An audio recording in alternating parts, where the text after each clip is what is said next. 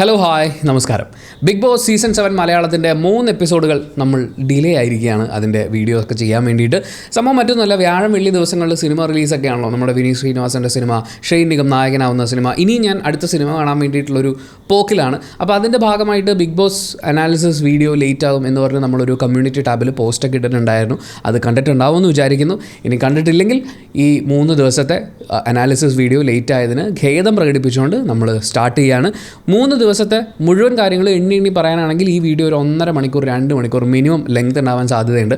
അപ്പോൾ അത്രയും സമയം നമ്മൾ കളയണ്ടല്ലോ. മാത്രമല്ല, ഈ 3 ദിവസം കൊണ്ട് അവിടെ സംഭവിച്ചിട്ടുള്ള കാര്യങ്ങളിൽ ചില ഗെയിമേഴ്സ് അങ്ങോട്ടും ഇങ്ങോട്ടും ടാർഗറ്റ് ചെയ്യുന്ന കാര്യങ്ങളും ഒരു ടാസ്ക് ഒരു കാര്യമില്ലാതെ കുളമാക്കി എന്നുള്ളത് ഒഴിച്ചു കഴിഞ്ഞാൽ കാര്യമായി അവിടെ ഒന്നും സംഭവിച്ചിട്ടില്ല. അതുകൊണ്ട് ടാസ്കിൽ സംഭവിച്ചിട്ടുള്ള വളരെ പ്രധാനപ്പെട്ട പിഴവുകളും അതുപോലെ തന്നെ ചില ആളുകൾ അങ്ങോട്ടും ഇങ്ങോട്ടുള്ള ടാർഗറ്റിങ്ങുകളിലും ഒക്കെ സംഭവിച്ചിട്ടുള്ള മാറ്റങ്ങളുമാണ് നമ്മൾ ഈ വീഡിയോയിൽ സംസാരിക്കുന്നത്. 51ാമത്തെ ദിവസം അവിടെ ഒരു ടാസ്ക് ആരംഭിക്കുകയാണ്.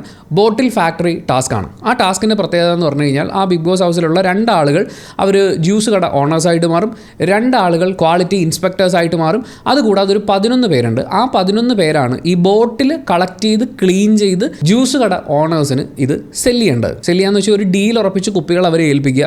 കുപ്പിയിൽ ജ്യൂസ് നിറച്ച് അവർ ക്വാളിറ്റി ഇൻസ്പെക്ടേഴ്സിനെ കാണിക്കും. ക്വാളിറ്റി ഇൻസ്പെക്ടേഴ്സ് ഓക്കെ അടിക്കുകയാണെന്നുണ്ടെങ്കിൽ കുപ്പി ബിഗ് ബോസ് അറിയിക്കുന്ന സമയത്ത് അത് കളക്ട് ചെയ്യും. ഒരു കുപ്പിക്ക് ഒരു ഗോൾഡ് കോയിൻ വെച്ചിട്ട് കടയുടമയ്ക്ക് കിട്ടും.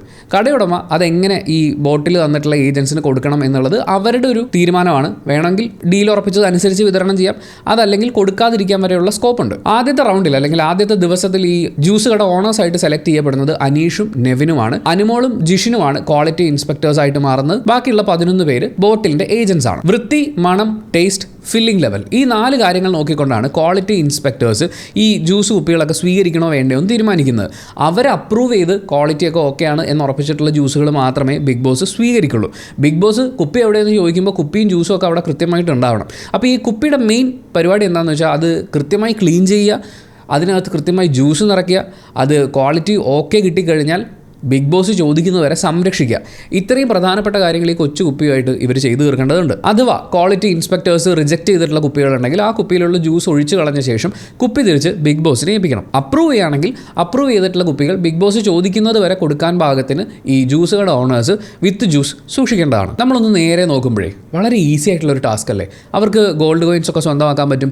ഏറ്റവും കൂടുതൽ ഗോൾഡ് കോയിൻസ് സ്വന്തമാക്കുന്ന ആളുകൾക്ക്, അതായത് ക്വാളിറ്റി ഇൻസ്പെക്ടേഴ്സ് അല്ലാതെയുള്ള 13 പേരിൽ ഒരാൾക്ക്, ഏറ്റവും കൂടുതൽ ഗോൾഡ് കോയിൻ കിട്ടുന്ന ആൾക്ക് നോമിനേഷൻ മുക്തി ലഭിക്കുന്നതാണ്. 2 ക്വാളിറ്റി ഇൻസ്പെക്ടേഴ്സ് ഉണ്ട്. അതിൽ നിന്നും തിരഞ്ഞെടുക്കപ്പെടുന്ന ഒരാൾക്ക് അടുത്ത ക്യാപ്റ്റൻസി ടാസ്കിലേക്ക് നേരിട്ട് പങ്കെടുക്കാം. പ്രോപ്പറായിട്ട് ഗെയിം നടന്നു പോവുകയാണെങ്കിൽ കൂട്ടത്തിൽ അർഹിക്കുന്ന ആൾക്ക്, അല്ലെങ്കിൽ കൃത്യമായി കാര്യങ്ങളൊക്കെ ഇങ്ങനെ ബുദ്ധിപരമായി ഗെയിം കളിക്കാനാണ് ബിഗ് ബോസ് പറഞ്ഞിരിക്കുന്നത്. ബുദ്ധിപരമായി കളിച്ച് നോമിനേഷൻ മുക്തി നേടാനുള്ള അവസരമൊക്കെ ഉണ്ടായിരുന്നു. പക്ഷേ ഒരുപാട് പ്രശ്നങ്ങൾ സംഭവിച്ചു. പ്രശ്നം നമ്പർ 1, ഏറ്റവും ആദ്യം ഈ കുപ്പി ഇവർക്ക് കൊടുത്തുകൊണ്ടിരുന്നത് ഒരു ചാക്കിൽ കെട്ടിയ നിലയിലായിരുന്നു. എല്ലാവരും കൂടി, അതായത് 11 പേരും കൂടി ഒരു ചാക്കിൽ കെട്ടി വെച്ചിരിക്കുന്ന കുപ്പികളുടെ പുറത്തേക്ക് ആക്രാന്തപൂർവ്വം പാഞ്ഞെടുക്കുകയും അതിൽ പല കുപ്പികളും ചളുങ്ങി പോവുകയും പല ആളുകളും ഒത്തിരി കുപ്പികൾ, മാക്സിമം കുപ്പികൾ കളക്ട് ചെയ്യാൻ വേണ്ടിയിട്ടുള്ള ശ്രമങ്ങൾ നടത്തി. ഈ ഗെയിമിൻ്റെ പ്രശ്നം എന്താണെന്ന് വെച്ചാൽ കുപ്പി കഴുകി ഉണക്കി കടയുടമയ്ക്ക് സബ്മിറ്റ് ചെയ്യാൻ കിട്ടുന്നത് 10 മിനിറ്റ് മാത്രമാണ്. മാക്സിമം ഒരാൾക്ക് കഴുകി ഉണക്കിയെടുക്കാൻ പറ്റുന്നത്, ഇത് ഉണക്കാനുള്ള ടവലൊക്കെ കൊടുക്കുന്നുണ്ട്, ഉണക്കിയെടുക്കാൻ അവർക്ക് ആകെ കിട്ടുന്ന ഈ 10 മിനിറ്റിൽ 6-7 കുപ്പിയൊന്നും കഴുകി ഉണക്കിയെടുക്കൽ പ്രാക്ടിക്കൽ അല്ല.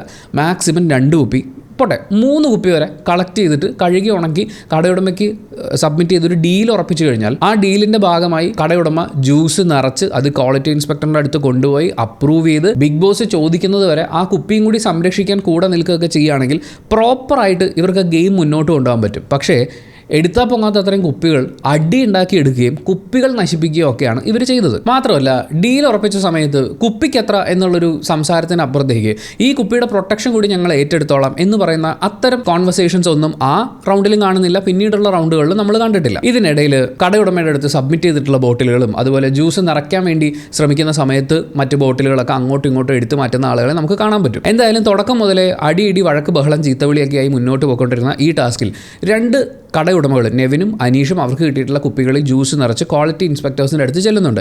അവിടെ അനുമോളെയും ജിഷിനെയും നോക്കുമ്പോൾ അനുമോൾ വളരെയധികം കൃത്യമായിട്ടാണ് അവരുടെ ടാസ്ക് ചെയ്തിട്ടുള്ളത്. ടാസ്ക് ലെറ്ററിൽ എന്താണോ പറഞ്ഞത് ചെയ്യേണ്ട എല്ലാ കാര്യങ്ങളും കൃത്യമായി നോട്ട് ചെയ്യുകയും അതിനനുസരിച്ചുള്ള ഒരു കറക്റ്റ് ഗെയിമാണ് അവരുടെ ഭാഗത്തു നിന്നുണ്ടായത്. പക്ഷേ ജിഷിൻ ആ സമയത്ത് പരമാവധി ആളുകളുടെ സ്നേഹം പിടിച്ചു പറ്റി അവരാൽ തിരഞ്ഞെടുക്കപ്പെട്ട് ക്യാപ്റ്റൻസി ടാസ്കിലേക്ക് പോകാനും അതുവഴി നോമിനേഷൻ മുക്തി ലഭിക്കാനും വേണ്ടിയിട്ടുള്ള ഒരു ശ്രമമായിരുന്നു എന്ന് തോന്നുന്നു.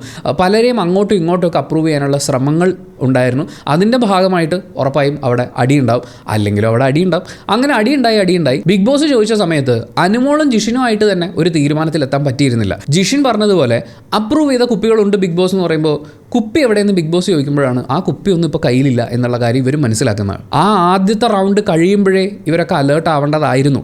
കുപ്പി അപ്രൂവ് ചെയ്തിട്ടും കാര്യമില്ല. അപ്രൂവ് ചെയ്ത കുപ്പി ബിഗ് ബോസ് ചോദിക്കുന്നത് വരെ വിത്ത് ജ്യൂസ് സൂക്ഷിക്കണം, അത് സംരക്ഷിക്കണം എന്നുള്ളത്. പക്ഷേ ഒന്നും അവർക്ക് മനസ്സിലായിട്ടില്ല എന്നുള്ളതാണ് സെക്കൻഡ് ഡേയിലേക്ക് കിടക്കുമ്പോൾ നമുക്ക് മനസ്സിലാവുന്നത്. എന്തായാലും ആദ്യത്തെ ദിവസത്തെ ടാസ്കിൻ്റെ ഇവരത് നിർവഹിച്ചിട്ടുള്ള രീതിയുടെ അടിസ്ഥാനത്തിൽ പരമാവധി വോട്ട് കിട്ടി എങ്ങനെയെങ്കിലും ക്യാപ്റ്റൻസി ടാസ്കിലേക്ക് കയറണം എന്ന് ആഗ്രഹിച്ചിരുന്ന ജിഷിൻ ഏറ്റവും മോശമായി ഈ ഗെയിം കളിച്ചതിൻ്റെ പേരിൽ ഏറ്റവും കൂടുതൽ വോട്ട് കിട്ടി ജയിലിലേക്ക് പോകുന്ന കാഴ്ചയാണ് നമ്മൾ കാണുന്നത്. മാത്രമല്ല ആദ്യ ദിവസം ഏറ്റവും മോശമായി ആ ഗെയിം പെർഫോം ചെയ്ത നെവിനെയും ജയിലിൽ അടയ്ക്കുന്നുണ്ട്. നെവിന് പകരം നെവിൻ നടത്തിയിരുന്ന ആ ജ്യൂസ് കട നടത്താൻ വേണ്ടി, അല്ലെങ്കിൽ ആ ജ്യൂസ് ഫാക്ടറി നടത്താൻ വേണ്ടിയിട്ട് ഷാനവാസാണ് തിരഞ്ഞെടുക്കപ്പെടുന്നത്. പക്ഷേ അവിടെ നമുക്ക് വ്യത്യാസമൊന്നും കാണാൻ പറ്റുന്നില്ല. ടാസ്ക് കുളമാവാനുള്ളത് കുളമായിട്ടുണ്ട്. ആര്യനെ പുതിയൊരു കമ്പനിയായിട്ട് മാംഗോ ജ്യൂസ് ഫാക്ടറി ആയിട്ട് ബിഗ് ബോസ് അപ്പോയിൻറ്റ് ചെയ്യുന്നുണ്ട്. പക്ഷേ ഇവരെല്ലാവരും ആദ്യ ദിവസം മുതലേ പാഴാക്കിക്കൊണ്ടിരിക്കുന്ന ഒരു കാര്യം, ശ്രദ്ധിക്കാതെ വിടുന്ന ഒരു കാര്യം, ബുദ്ധി ഉപയോഗിക്കുക എന്നുള്ളതാണ്. ബിഗ് ബോസ് പറഞ്ഞത് ബുദ്ധി ഉപയോഗിക്കൂ, അഗ്രഷൻ കാണിക്കാതെ കളിക്കൂ എന്ന് തന്നെയാണ് തുടക്കം മുതലേ പറയുന്നതാണ്. ഈ ഗെയിമിൻ്റെ കാര്യത്തിലും അത് തന്നെയാണ്. അനീഷ് ഇടയ്ക്ക് ബാക്കിയുള്ളവരെ ഉപദേശിക്കുന്നുണ്ട്, നൂറയും ഒനീലിനെയും ഒക്കെ ഉപദേശിക്കുന്നത് നമ്മൾ കാണുന്നുണ്ട്, ബുദ്ധി ഉപയോഗിച്ച് കളിക്കൂ. പക്ഷേ ഇവരാരും തന്നെ കയ്യിലില്ലാത്തതുകൊണ്ടാണോ, വീട്ടിൽ മറന്നു വെച്ചിട്ട് വന്നുകൊണ്ടാണോ, ഈ ഗെയിമിൽ അത് ആവശ്യമില്ലെന്ന് സ്വയം ചിന്തിക്കുന്നതുകൊണ്ടാണോ, ബുദ്ധി എന്ന് പറയുന്ന സാധനം ഒഴിച്ച് ബാക്കിയൊക്കെ ഉപയോഗിക്കുന്നുണ്ട്. ഏത് ടാസ്ക് കൊടുത്താലും കുളമാക്കുക എന്നുള്ളത് ഒരു മുഖമുദ്രയാക്കി മാറ്റിയിട്ടുള്ള കണ്ടസ്റ്റൻസിനെയാണ് നമ്മൾ ഈ ത്രൂ ഔട്ട് ദി ഗെയിം കാണുന്നത്. ഇതിനിടയിൽ ടാസ്ക് മനസ്സിലാക്കി കുറച്ചെങ്കിലും നന്നായി കളിക്കാൻ ശ്രമിച്ചിട്ടുള്ള ആളുകളായിട്ട് നമ്മൾ വിലയിരുത്തുന്നത് അനുമോൾ, അനീഷ്, ആര്യൻ തുടങ്ങിയിട്ടുള്ള ആളുകളാണ്. പക്ഷേ എത്രയൊക്കെ കടിച്ചു പിടിച്ച് ശ്രമിച്ചു കഴിഞ്ഞാൽ അവസാനമാകുമ്പോൾ കയ്യിൽ നിന്ന് പോകുമെന്ന് പറഞ്ഞ പോലെ അനീഷിൻ്റെ കയ്യിൽ നിന്ന് ഗെയിം പോയി. പുള്ളി ഭയങ്കരമായിട്ട് പ്രൊവോക്ഡ് ആവുകയും കുപ്പികളൊക്കെ നശിപ്പിച്ച് വളരെയധികം ബഹളം ഉണ്ടാക്കി അകത്തേക്ക് കയറി പോകുന്നത് നമ്മൾ കാണുന്നുണ്ട്. എന്നാൽ ആദ്യ ദിവസം അയാൾ ഒരുപാട് സ്ക്രീൻ സ്പേസ് ഉണ്ടാക്കാൻ വേണ്ടിയിട്ടുള്ള ശ്രമങ്ങൾ അയാളുടെ ഭാഗത്തു നിന്നുണ്ടായിരുന്നു. അതൊക്കെ വളരെ വിജയകരവുമായിരുന്നു, രസകരവുമായിരുന്നു. സെക്കൻഡ് ഡേ ആയപ്പോൾ ഗെയിം അനീഷിൻ്റെ കയ്യിൽ നിന്ന് പോയി. അവസാനം ഇതുങ്ങളെ കൊണ്ട് സഹിക്കാൻ പറ്റാതായിട്ട് ബിഗ് ബോസ് തന്നെ ആ ഗെയിം അവിടെ വെച്ച് അവസാനിപ്പിച്ചു. വീക്കിലി ടാസ്കിൽ ഉണ്ടായിരുന്ന 3 റൗണ്ടുകളും റദ്ദാക്കിക്കൊണ്ട് ബിഗ് ബോസ് തോൽവി സമ്മതിച്ചു എന്ന് പറഞ്ഞാൽ പോലും തെറ്റില്ല. ബിഗ് ബോസ് അതിന് ഓരോരുത്തരെയും എല്ലാവരും മനസ്സിലാക്കാൻ വേണ്ടിയിട്ട് പറയുന്ന കാര്യം, പലരിലും കാണുന്നത് തനിക്കും വേണ്ട ബാക്കിയുള്ളവർക്ക് കിട്ടാനും പാടില്ല എന്നുള്ള ഒരു ആറ്റിറ്റ്യൂഡാണെന്നാണ്. ആ സമയത്ത് ക്യാമറ കൃത്യമായി ഫോക്കസ് ചെയ്യുന്നത് ആദിലെയും ഒനീലിനെയുമാണ്. ഈ ഗെയിം ഏറ്റവും മോശമാക്കി കളിച്ചിട്ടുള്ള ആൾക്കാരെ നമ്മൾ വിലയിരുത്തുകയാണെങ്കിൽ ഫ്രം ദ ബിഗിനിങ് അത് ആദിലെയും ഒനീലും നൂറയുമാണ്. തനിക്കൊപ്പം പോകുന്നവരോട് മത്സരിച്ച് മുന്നേറുന്നതാണ് യഥാർത്ഥ പോരാളിയുടെ ലക്ഷ്യം.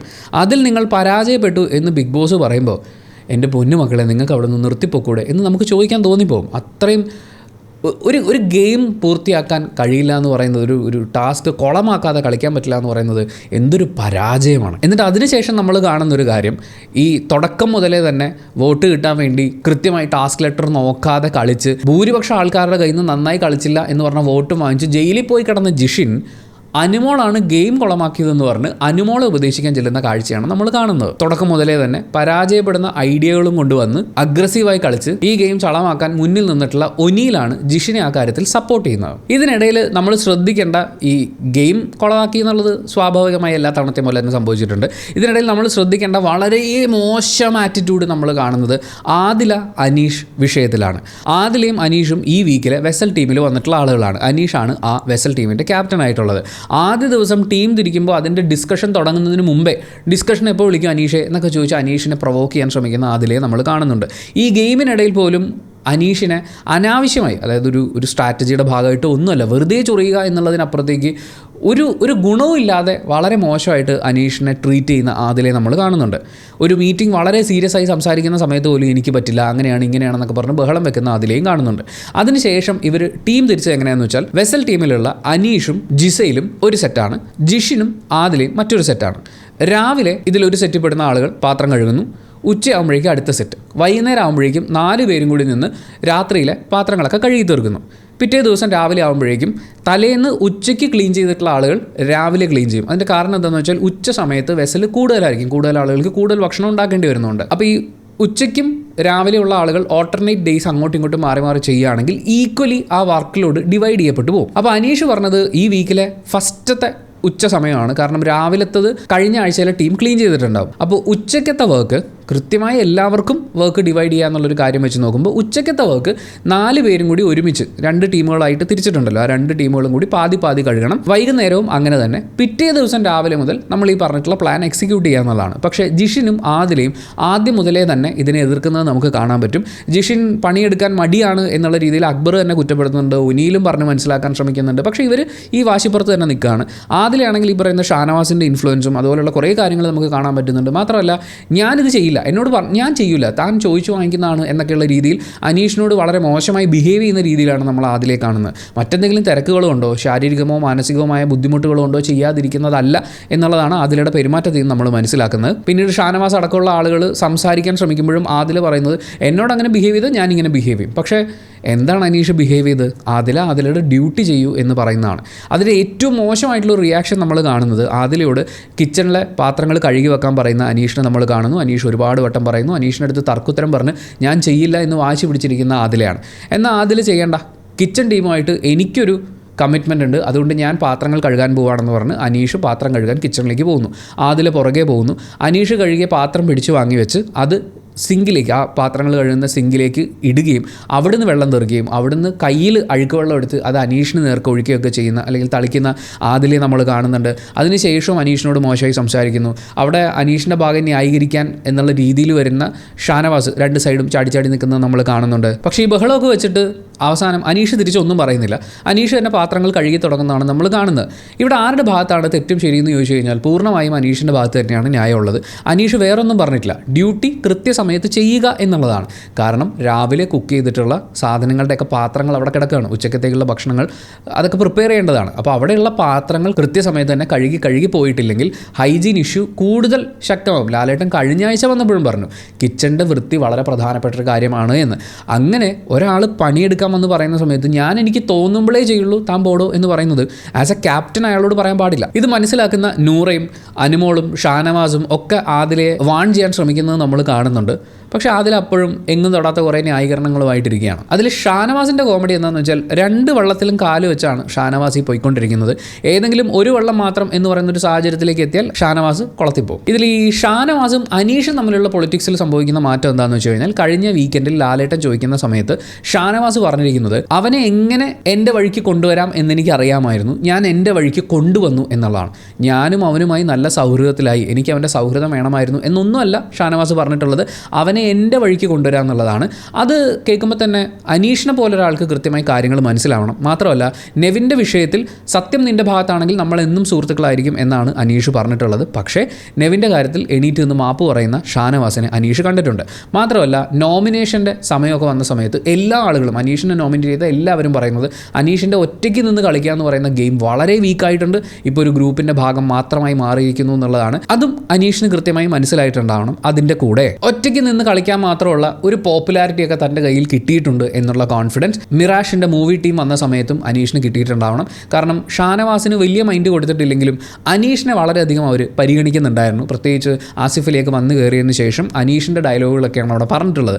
അപ്പോൾ സ്വാഭാവികമായും അനീഷിന് ആ കോൺഫിഡൻസ് കൂടി കിട്ടിയിട്ടുണ്ട്. ഇതിനിടയിലാണ് അനീഷിന് ആ മൂവി ടീം വന്ന സമയത്ത് കിട്ടിയിട്ടുള്ള കോയിൻ അത് ആദില മോഷ്ടിക്കുന്നത്. ആ മോഷ്ടിച്ച കോയിൻ ഇപ്പോൾ ഉള്ളത് ഷാനവാസിൻ്റെ കയ്യിലാണ്. ഇതിനിടയിൽ ഈ കോയിൻ നഷ്ടപ്പെട്ടത് അനീഷിനെ സംബന്ധിച്ച് ഭയങ്കര സങ്കടകരമായിട്ട് അയാൾക്ക് ഫീൽ ചെയ്യുന്നുണ്ട്. അതിൽ എടുത്തുകൊണ്ട് പോയതിൽ അല്ലെങ്കിൽ അത് ആരെങ്കിലും മോഷ്ടിച്ചിട്ടുണ്ടെങ്കിൽ അതിൽ അനീഷിന് അത്രയധികം ഡിസഗ്രിമെൻ്റ് ഉണ്ട്. അയാൾ പലതരത്തിൽ അത് പ്രകടിപ്പിക്കാൻ നോക്കുന്നുണ്ട്. ആ സമയത്തൊക്കെ ഇയാൾ ക്യാമറയെ നോക്കി സംസാരിക്കാൻ ശ്രമിക്കുന്ന സമയങ്ങളിലൊക്കെ അതിന് മോശമായി ഡീൽ ചെയ്തുകൊണ്ടിരിക്കുന്ന ഷാനവാസിനെ നമ്മൾ കാണുന്നുണ്ട്. തുടക്കം മുതലേ അനീഷിൻ്റെ ശ്രദ്ധ പിടിച്ചു പറ്റാൻ വേണ്ടി അനീഷിനെ ചൊറിയുക എന്നുള്ളതായിരുന്നു ഷാനവാസിൻ്റെ ഒരു സ്ട്രാറ്റജി. അത് ഈ കാര്യത്തിൽ കാണിക്കുമ്പോൾ അയാൾ അവിടെ ഉയർത്തി കാണിക്കാൻ ശ്രമിക്കുന്ന പ്രശ്നമുണ്ട്.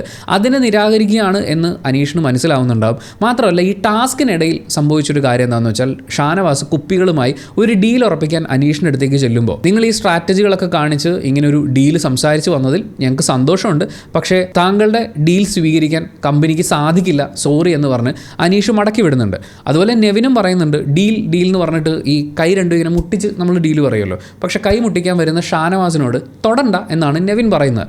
അതായത് നെവിനും അനീഷും ഗെയിമിൻ്റെ ഭാഗമായിട്ടാണ് പറയുന്നതെന്ന് പ്രത്യക്ഷത്തിൽ നമുക്ക് ഫീൽ ചെയ്യുമെങ്കിലും ഇവർ കാര്യങ്ങൾ ഉള്ളിൽ വെച്ചിട്ടുണ്ട്. അതിനുള്ളൊരു മറുപടി കൊടുക്കുക കൂടിയാണ് അവിടെ സംഭവിക്കുന്നതെന്നാണ് നമ്മൾ മനസ്സിലാക്കുന്നത്. അനീഷിനെ സംബന്ധിച്ച് അനീഷുമായിട്ടുള്ള ഫ്രണ്ട്ഷിപ്പ് ഉണ്ടാക്കി ഷാനവാസ് ഒരുപാട് സ്ക്രീൻ സ്പേസ് എടുത്തിട്ടുണ്ടാകും എന്നുള്ള കാര്യം കൃത്യമായി മനസ്സിലാക്കാവുന്നതേ ഉള്ളൂ. അപ്പോൾ ഷാനവാസിനെ ഉപയോഗിച്ചുകൊണ്ട് താൻ സ്ക്രീൻ സ്പേസ് ഉണ്ടാക്കുന്നതിൽ യാതൊരു തെറ്റുമില്ല എന്ന് അനീഷിനും ചിന്തിക്കാവുന്നേ ഉള്ളൂ. അത് അയാളുടെ ഭാഗത്ത് നിന്ന് നമുക്ക് കാണാനും സാധിക്കുന്നുണ്ട്. അനീഷ് ക്യാമറയുടെ മുന്നിൽ പോയിരുന്ന് സൗഹൃദം, അതിലൂടെ ഉണ്ടാകുന്ന പ്രശ്നങ്ങൾ, ഒറ്റയ്ക്ക് കളിക്കുകയാണ് വേണ്ടത് എന്നൊക്കെയുള്ള കുറേ കാര്യങ്ങൾ സംസാരിക്കുന്നത് നമ്മൾ കാണുന്നുണ്ട്. എന്നെ സംബന്ധിച്ച് അതൊരു സ്മാർട്ട് മൂവാണ്. നെവിനും ജിസയിലും തമ്മിലുള്ള ഒരു കോൺവെർസേഷൻ അവിടെ വളരെ ഇമ്പോർട്ടൻ്റ് ആണ്. ജിസയിൽ ചോദിക്കുന്നുണ്ട് എന്തിനാ അവൻ അനീഷിനെ ഇങ്ങനെ വിഷമിപ്പിക്കുന്നത് ഷാനവാസ്.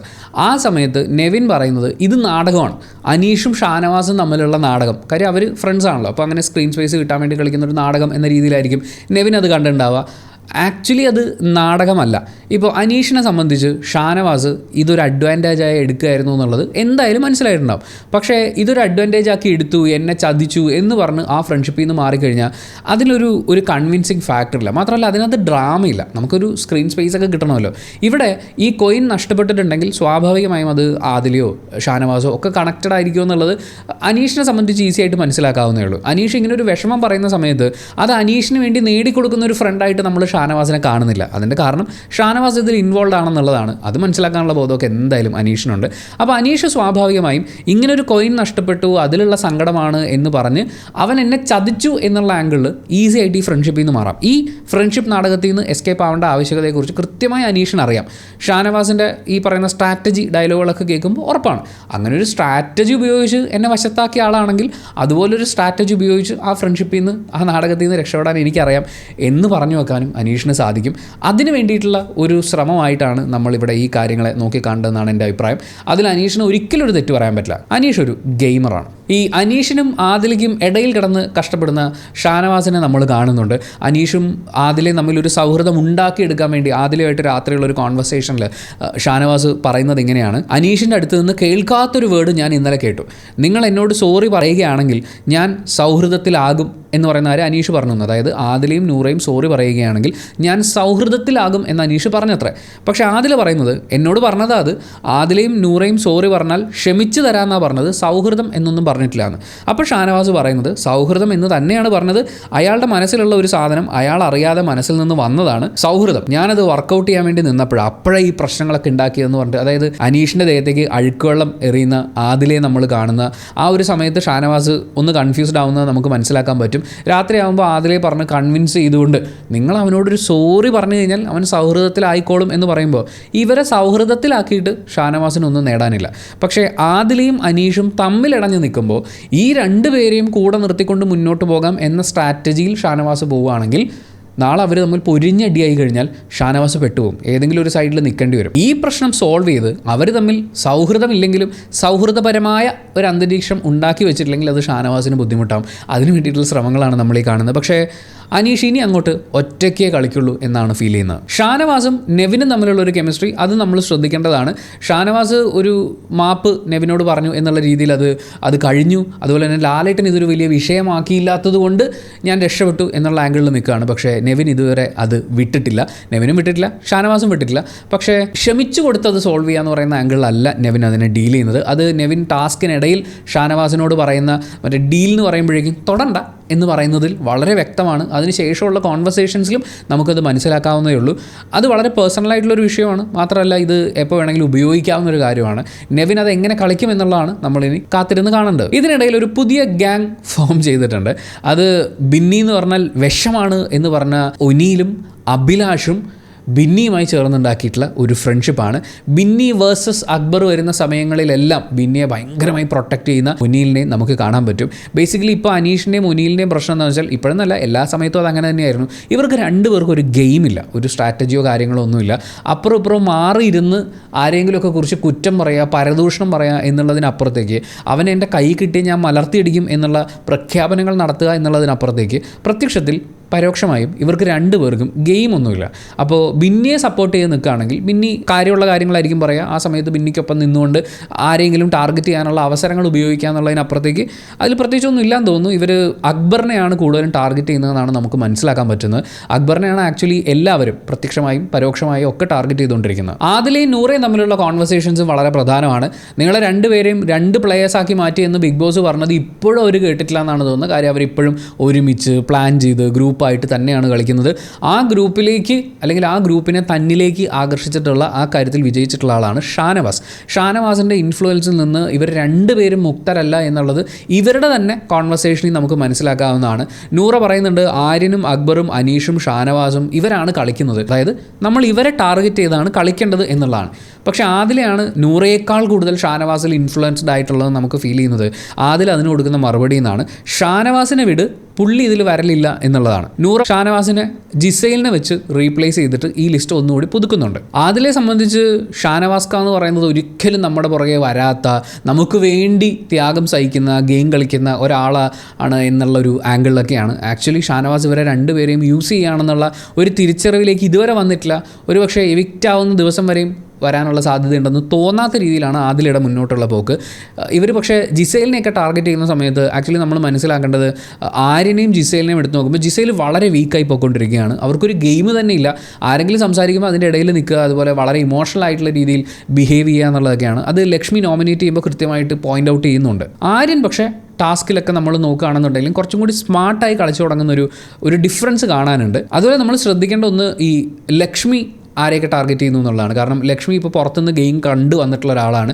അവർക്ക് ആ ഒരു അഡ്വാൻറ്റേജ് ഉണ്ട്. അവർ നോക്കുമ്പോൾ ഗേൾസിൽ ഏറ്റവും മുന്നിൽ നിൽക്കുന്നത് അനുമോൾ വേഴ്സസ് ജിസൈൽ എന്ന് പറയുന്ന ആ രണ്ട് പേരുകളാണ്. ഇതിലൊരാളെ എസ്പെഷ്യലി ഇപ്പോൾ വളരെ വീക്കായി നിൽക്കുന്ന ജിസൈലിനെ ടാർഗറ്റ് ചെയ്യാനാണ് ലക്ഷ്മി ശ്രമിക്കുന്നതെന്നാണ് നോമിനേഷൻ്റെ സമയത്തും അതിനുശേഷം ബിന്നിക്കെതിരെ ജിസൈലിൻ്റെ ഭാഗത്തുനിന്നൊരു ബാഡ് വേർഡ് ഉണ്ടാകുന്ന സമയത്ത് ബിന്നി അത് കേട്ടില്ല എന്നുള്ള രീതിയിൽ അതങ്ങ് വിട്ടതുപോലെ ഉണ്ടായിരുന്നു. പക്ഷേ ലക്ഷ്മി അതിക്കേറി പിടിച്ചിട്ട് ബിന്നി നീ ഇത് കേട്ടില്ലേ എന്ന് ചോദിച്ചു ബിന്നിയെ കൊണ്ട് റിയാക്ട് ചെയ്യിപ്പിക്കുന്നുണ്ട്. ആ സമയത്ത് ജിസൈൽ നീ LGBTQ കമ്മ്യൂണിറ്റിയെക്കുറിച്ച് പറയും എന്നൊക്കെ പറഞ്ഞ് വരുന്ന സമയത്ത് അതിൽ ഡീവിയേറ്റ് ആവാതെ ജിസൈലിനെ തന്നെ ഫോക്കസ് ചെയ്തുകൊണ്ട് ജിസൈൽ മാപ്പ് പറയണമെന്ന് പറയുന്ന ലക്ഷ്മിയെ കാണുന്നുണ്ട്. വളരെ ഫോക്കസ്ഡായി ജിസൈലിനെ ടാർഗറ്റ് ചെയ്യുന്ന ലക്ഷ്മിയാണ്. ലക്ഷ്മിക്ക് മനസ്സിലാക്കാവുന്നേ ഉള്ളൂ അനുമോൾ അവരുടെ ഒരു ഗെയിമിലേക്ക് വരുന്നേ ഉള്ളൂ, കുറച്ചും കൂടി വെയിറ്റ് ചെയ്തിരിക്കുന്ന പോലെ. ജിസൈൽ വളരെ വീക്കായിരിക്കുന്ന ഒരു സമയമാണ്. ഈ സമയത്ത് കൃത്യമായി അവരെ ടാർഗറ്റ് ചെയ്ത് കളിക്കുകയാണെങ്കിൽ അനുമോൾ ജിസൈൽ എന്ന് പറയുന്നതിന് പകരം അത് അനുമോൾ ലക്ഷ്മി ആവാനുള്ളൊരു സാധ്യതയുണ്ട്. ഇതിനിടയിൽ ലക്ഷ്മി സൈഡിൽ കൂടി ഷാനവാസിനെയും ടാർഗറ്റ് ചെയ്യുന്നുണ്ടെന്നാണ് നമുക്ക് മനസ്സിലാക്കാൻ പറ്റുന്നത്. ഈ അനീഷിനെ ശല്യം ചെയ്തുകൊണ്ടിരുന്ന ഷാനവാസിനോട് അവിടെ നിന്ന് ഇനി അളിയണ്ട, ഇവിടെ വന്ന ഇവിടെ കുറച്ച് ജോലിയുണ്ട് എന്ന് ഉറക്കെ വിളിച്ച് പറയുന്ന ലക്ഷ്മിയെ നമുക്ക് കാണാൻ പറ്റും. കിച്ചണിൽ വെച്ച് ലക്ഷ്മി ജിസൈലിനെ ടാർഗറ്റ് ചെയ്ത് നടത്തിയിട്ടുള്ളൊരു ടോക്കും വളരെ ഇമ്പോർട്ടൻ്റ് ആണ്. ആര്യനെ വെച്ചുകൊണ്ട് നിനക്ക് മലയാളം അറിയില്ലല്ലോ, നീ എന്തിനാ ഇങ്ങോട്ട് വന്നത്, നീ കാരണം ആര്യൻ്റെ ഗെയിം കൂടി വീക്കാവുന്നു എന്നൊക്കെയുള്ള ഒരു ആരോപണങ്ങൾ ജിസൈലിനെ ഒന്ന് പ്രൊവോക്ക് ചെയ്യാൻ വേണ്ടിയിട്ടുള്ള സംഭവങ്ങൾ ഇട്ട് കൊടുക്കുന്നുണ്ട്. ജിസൈൽ ആ സമയത്ത് പ്രൊവോക്ക് ആവുന്നില്ല എന്നുള്ളത് വളരെ നല്ല കാര്യമാണ്. പക്ഷേ ജിസൈൽ അത് മനസ്സിലാക്കുന്നില്ല എന്ന് പറയുന്നൊരു പ്രശ്നം കൂടിയുണ്ട്.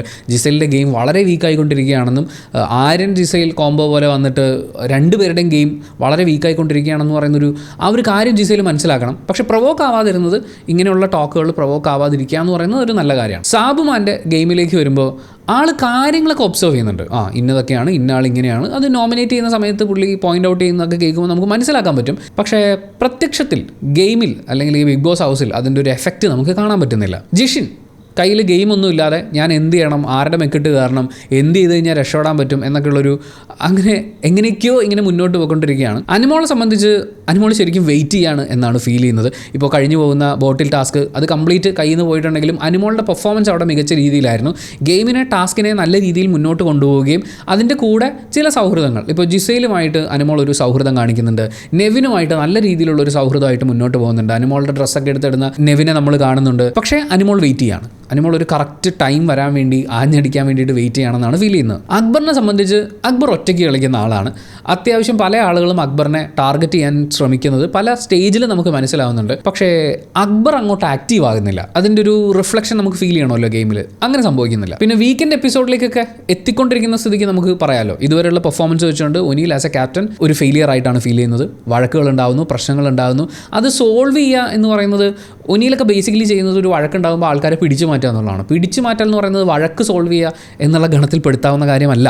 വഴക്ക് സോൾവ് ചെയ്യേണ്ടത് വഴക്ക് സോൾവ് ചെയ്യുക എന്നുള്ള രീതിയിലാണ്. ഇപ്പോൾ അനീഷ് ആദില വിഷയമൊക്കെ ഉണ്ടാകുന്ന സമയത്ത് വളരെ എഫക്റ്റീവായി അവിടെ ഇടപെടാൻ പറ്റുന്ന ഇത്രയും മോശമായിട്ടുള്ളൊരു ബിഹേവിയർ കോ കണ്ടസ്റ്റൻറ്റിൻ്റെ അടുത്ത് കാണിച്ച ആദിലയ്ക്ക് ബിഗ് ബോസിനോട് ചോദിച്ചു തന്നെ ഒരു പണിഷ്മെൻറ്റ് വാങ്ങിക്കൊടുക്കാൻ ഒനിലിന് പറ്റണം.